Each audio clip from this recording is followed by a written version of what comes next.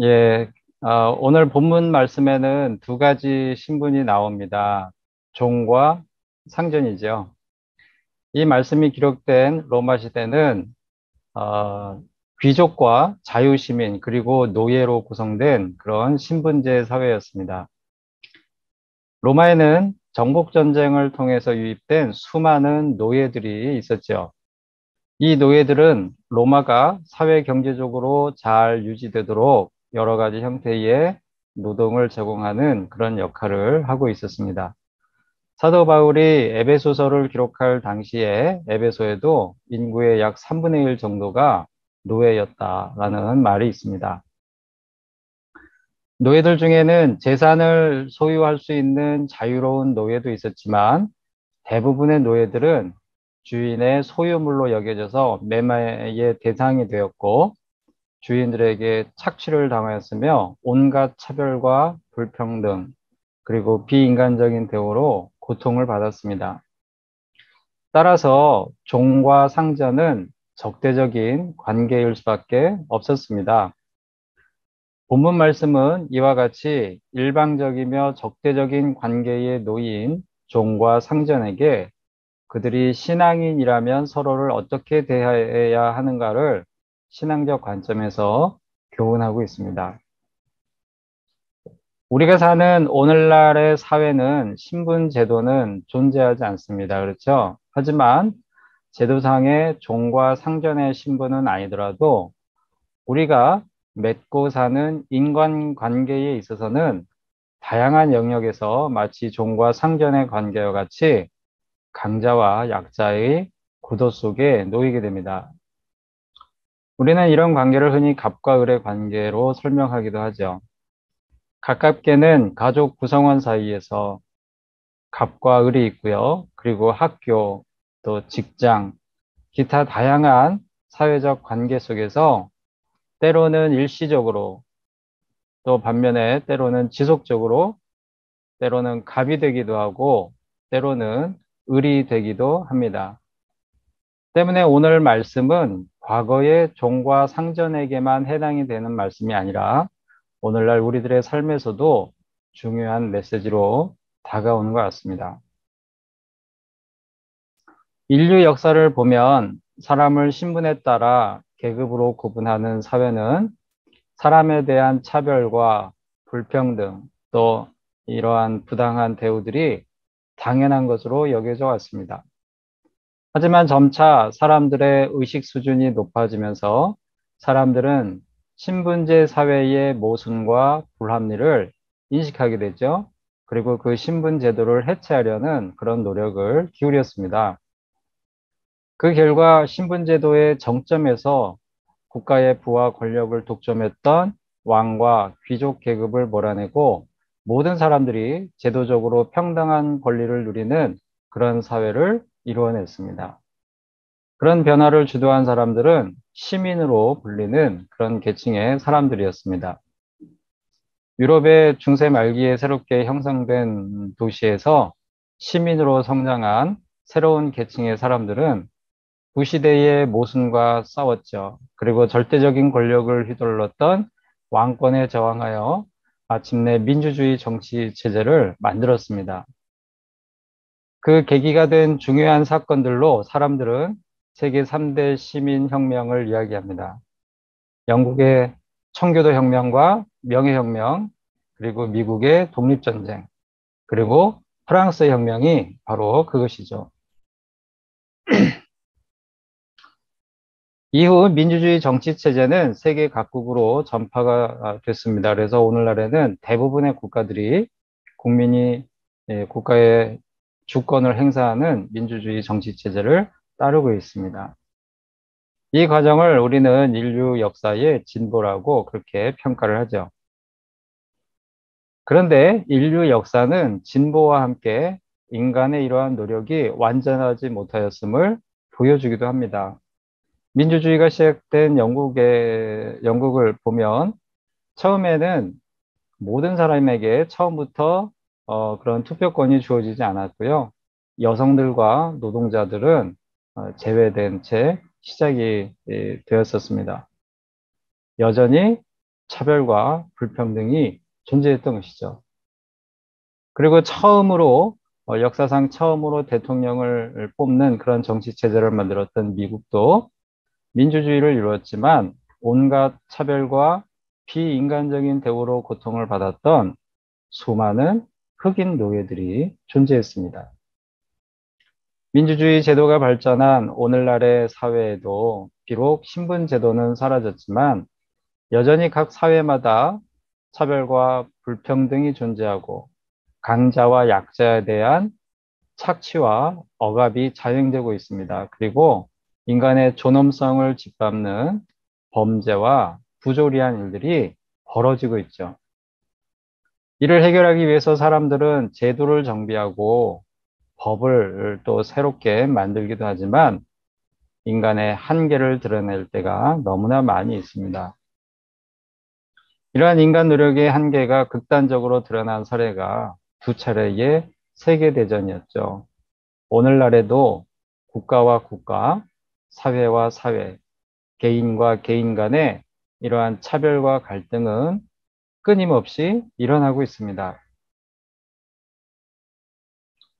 우리가 본문에 나오는 종과 상전이라는 이 관계에서 발생하는 문제들을 해결하기 위해서 우리가 만일 인류 역사에서 교훈을 찾는다면 종과 상전을 구별하는 신분제도 자체를 없애는 방법을 택하는 것이 자연스러울 것입니다.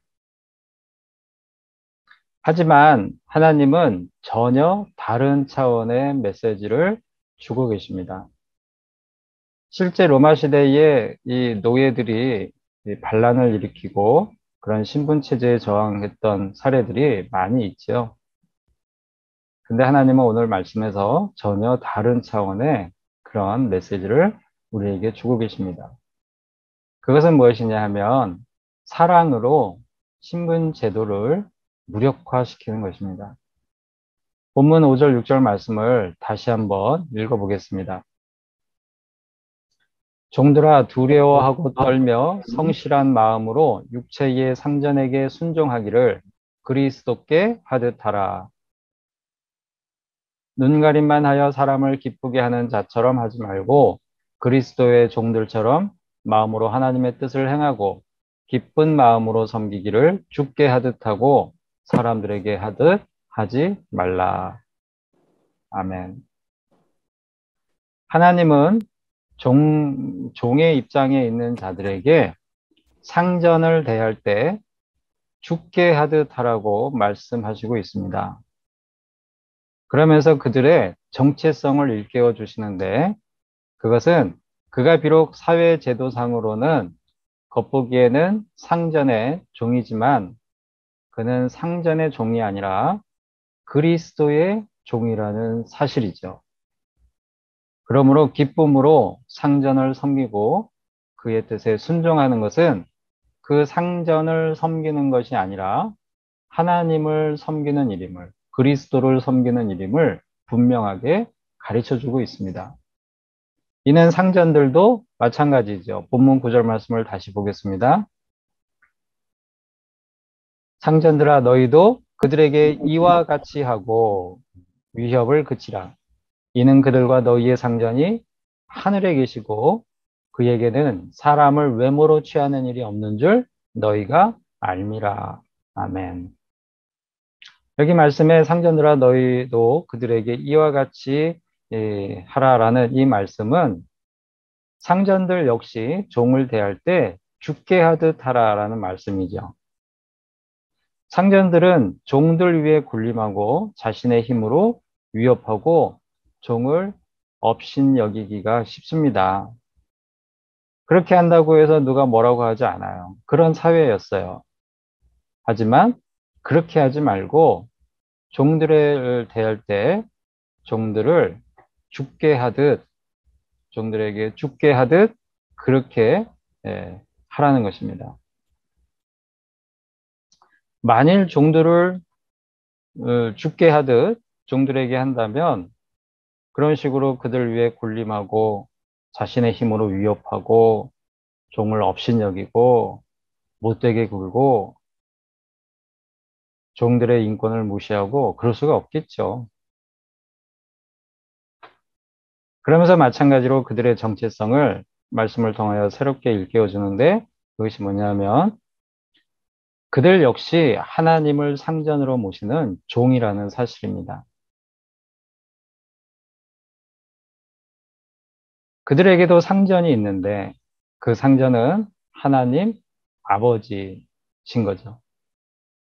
하나님은 사람을 외모로 취하지 않으신다고 말씀하십니다. 사람을 종과 상전으로 그들의 신분에 따라 차별하지 않으신다는 말씀이에요. 하나님은 차별하지 않으시는데 하나님의 종인 상전이 자신의 종을 차별해서는 안 되는 것이죠.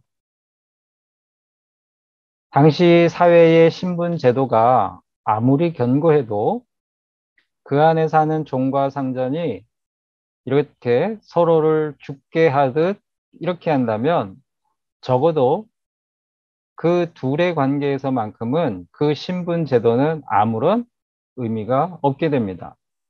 신분 제도는 무력화되고 그 관계에 존재했던 차별과 불평등은 사라지게 되는 것이죠. 이것이 바로 인간의 한계를 뛰어넘는 하나님의 놀라운 가르침인 것입니다. 싸우지 않고도 이기는 것이죠. 하나님 나라에 들어가기 전까지 우리는 타락한 세속의 삶을 벗어날 수가 없습니다. 그래서 불의하고 부조리하고 또 불합리하고 부당한 사회 관습과 제도 속에서 살아갈 수밖에 없습니다. 물론 잘못된 관습과 제도가 있다면 그것을 바꾸려는 노력을 하는 것은 당연하죠. 그리고 성경의 기본 사상은 모든 사람이 하나님 앞에서 평등하다는 것입니다. 오늘 말씀에서 신분 제도에 대하여 언급하지 않는다고 해서 하나님께서 그 신분 제도를 용인하시는 게 아니죠. 그거를 인정하시는 것이 아니죠. 때문에 우리 믿음의 선조들은 평등한 사회를 만들기 위해서 많은 노력들을 기울여 왔습니다. 그리고 실제 많은 열매를 맺기도 했지요. 이 땅에 들어왔던 기독교 선교사들은 남녀 차별을 무너뜨리고 양반과 상민과 천민의 벽을 그 막힌 담을 허물어 주었습니다. 그런데 그들이 했던 방법은 당장 제도를 바꾸기 위해서 힘으로 어떤 혁명을 일으킨 것이 아니라 죽게 하듯 약자들과 소외된 자들을 섬기는 것이었죠. 그리고 그들의 모습을 본 사람들이 내적으로 변화를 받고 스스로 차별과 불평등을 해소하는 일에 동참하게 된 것입니다. 초대 예루살렘 교회의 그리스도인들과 우리나라에 왔던 선교사들 모두 죽게 하듯 하라는 말씀에 순종함으로써 제도에서 비롯된 차별과 불평등을 근원적으로 무력화시키는 그러한 삶을 살았던 것입니다. 인류 역사에서 보여주는 인간의 지혜와 노력을 초월하는 하나님의 가르침의 놀라움이 여기에 있습니다. 그런데 오늘 말씀처럼 우리가 실질적으로 살아가기가 사실은 쉽지 않아요. 그렇지 않은가요? 죽게 하듯 해야 되는 거는 맞는데 우리는 매번 실패할 때가 많이 있습니다. 그 까닭은 무엇일까? 우리는 왜 늘 실패할까? 왜 상대방을 죽게 하듯 하기보다는 그들 앞에서 자신의 갑의 위치를 행세하고 드러내려고 할까? 그리고 우리는 왜 을의 위치에서 하나님의 말씀에 순종해서 갑의 위치에 있는 사람들을 죽게 하듯 하지 않고 마음으로 그들을 미워하고 또 보이는 데서만 잘하려고 하고 그렇게 네, 살아가고 있을까? 우리가 이 말씀을 실천하려고 할 때 한 가지 예, 실패하는 게 있습니다. 그게 뭐냐면 본문 8절 말씀을 우리 같이 읽어보겠습니다. 이는 각 사람이 무슨 선을 행하든지 종이나 자유인이나 주께로부터 그대로 받을 줄을 알미라. 아멘. 주께 하듯 하라는 이 말씀을 보면서 우리는 자신이 먼저 상대방을 죽게 하듯 하는 그러한 모습으로 나아가기보다는 상대방이 먼저 나에게 나를 죽게 하듯 해주기를 바라는 경우가 많은 것 같아요. 왜냐하면 우리가 기울이는 그 노력의 대가를 우리는 늘 상대방에게서 찾는 그런 마음이 있습니다. 상대방에게서 보상을 받고 싶어 하는 그런 마음이 있죠. 때문에 그런 마음이 있기 때문에 상대방이 하기에 따라 나도 하겠다 이런 생각들을 하게 되는 것 같습니다. 네가 먼저, 네가 잘하면, 네가 이만큼 하면 나도 그렇게 하겠다라고 하는 그런 마음을 갖는 것이죠. 아마도 대부분의 사람들이 인간관계 속에서 이런 마음을 가질 것 같습니다. 그런데 하나님은 8절에서 우리가 죽게 하듯 하라는 그 말씀에 순종할 때 그 순종의 대가는 그 사람이 주는 것이 아니라 하나님이 주실 것이다 라고 우리에게 말씀하시고 있습니다. 그러니까 상대방이 나를 어떻게 대하든 그가 나를 죽게 하듯 나에게 하지 못한다 하더라도 나는 그를 죽게 하듯 섬기면 된다 라는 것이죠. 만일 죽게 하듯 하라는 이 말씀을 우리가 읽었을 때 먼저 내 모습을 떠올리는 게 아니라 상대방을 떠올리면서 저 사람이 나를 죽게 하듯 대해주고 있는가 이런 것을 먼저 떠올린다면 그것은 내 노력의 대가를 하나님이 아닌 상대방에게서 받으려는 그런 마음일 수 있습니다. 성경에 이 관계에 대해서 가르치는 말씀들이 종종 나오죠. 이 자식과 부모의 관계. 우리가 읽은 본문 말씀 그 바로 위에 보면 자식과 부모에 대해서 교훈하시는 말씀이 나옵니다. 근데 자식된 입장에서 하나님께서 자식에게 하는 말씀을 먼저 봐야 되는데 부모에게 하는 말씀을 보면서 그 말씀으로 부모를 만약에 판단을 하고요. 만약에 부모 역시 거기에 자식과 부모에 대한 교훈이 나오는데 부모에 대한 교훈을 먼저 보기보다는 자식에 대한 교훈을 보면서 자식을 그 말씀으로 판단하고 이러한 경우가 많이 있다는 거예요. 마찬가지로 이 말씀을 보면서 상대방이 나에게 어떻게 하고 있는가를 먼저 우리가 따진다면 사실은 이러한 마음이 내 노력의 대가를 하나님으로부터 찾는 게 아니라 그 상대방, 그 사람에게서 찾으려고 하는 그런 마음이 있는 거죠. 그러니까 하나님의 말씀대로 내가 먼저 순종하는 것은 어렵고 그것은 두 번째 내가 먼저 받고 그 다음에 하려는 그런 마음이 생길 수 있는 겁니다.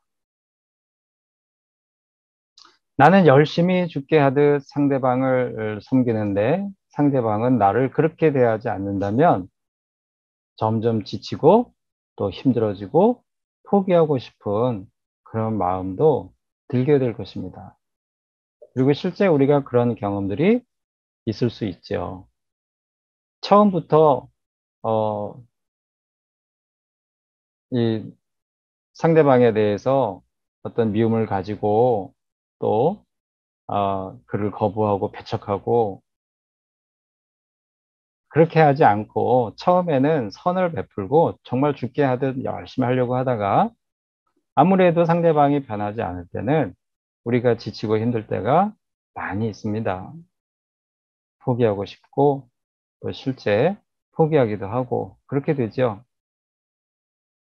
그럴 때 우리가 기억하면 도움이 되는 그런 말씀이 있습니다. 갈라디아서 6장 9절 말씀을 읽어보겠습니다. 우리가 선을 행하되 낙심하지 말지니 포기하지 아니하면 때가 이름에 거두리라. 아멘. 사랑하는 성도 여러분, 감사하게도 우리는 종과 상전의 구분과 그리고 그에 따른 차별과 불평등과 또 부당함이 있는 그런 신분제 사회에 살고 있지 않습니다. 하지만 종과 상전의 이러한 구도는 갑과 을의 관계 속에서 지금도 여전히 존재하고 있죠. 그러므로 우리는 때로는 상전의 위치에서 때로는 종의 위치에서 삶을 살아가게 됩니다. 그래서 때로는 누군가를 무시하고 차별하기도 하고 때로는 누군가에게 무시당하고 차별을 받기도 합니다. 그런 일들로 교만하기도 하고요. 혹은 마음이 위축되고 슬픔과 고독과 고통을 느낄 때 사람을 외모로 취하지 않으시는 하나님을 생각하며 상전의 위치에 있든지 종의 위치에 있든지 우리는 그리스도 예수를 상전으로 모시고 사는 종의 신부님을 기억할 수 있기를 바랍니다. 그래서 상대가 누가 됐든 예수님을 사랑하기에 그를 사랑하는 마음으로 대할 수 있기를 바랍니다. 우리 주님은 우리 자신을 위해서 목숨까지도 내어주신 분이십니다. 그분을 위해서 우리도 사랑하고 화평을 이루며 하나님을 기쁘시게 하는 그러한 삶을 살아갈 수 있기를 바랍니다.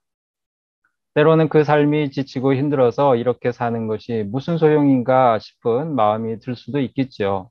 그때마다 나에게 상 주시는 이는 그 상대방이 아니라 하나님이심을 기억하며 선을 행하되 낙심하지 않고 포기하지 아니하면 하나님의 때가 되어 반드시 열매를 거두게 하실 것임을 기억할 수 있기를 바랍니다.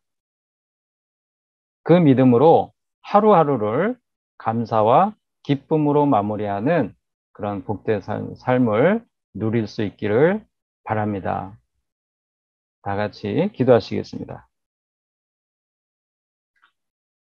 살아계신 하나님, 인류 역사를 볼 때마다 비록 사람들이 선한 뜻을 품고 노력하여도 피할 수 없는 인간의 한계가 있음을 또한 깨닫게 됩니다. 저희들에게 저희의 능력과 지혜보다는 하나님의 말씀을 깨닫고 순종하는 은혜를 내려 주시옵소서. 사회에 만연한 차별과 불평등, 또 불합리와 부조리를 보게 됩니다. 그때마다 저희의 한계를 깨닫고 하나님 앞에 겸손한 마음을 품게 하시고 먼저 죽게 하듯 하는 마음으로 사람들을 사랑으로 섬길 수 있게 하여 주시옵소서.